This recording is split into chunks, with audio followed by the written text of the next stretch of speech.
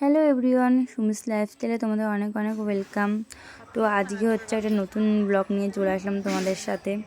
আজকে হচ্ছে শ্রাবণ মাসের শেষ, আজকে সংক্রান্তি যাকে বলে। আমাদের এখানে পুজো, 3টে প্রতিমা একসাথে পুজো হয়।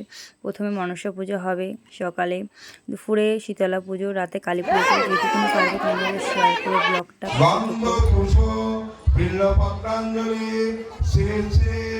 মনসা দেবায় নমঃ।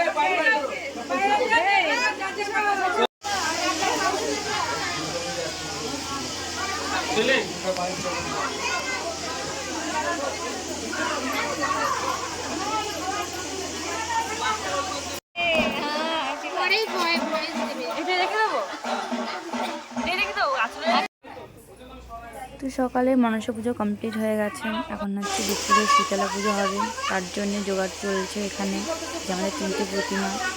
তারপরে সবজি কাটা হচ্ছে বাইরে।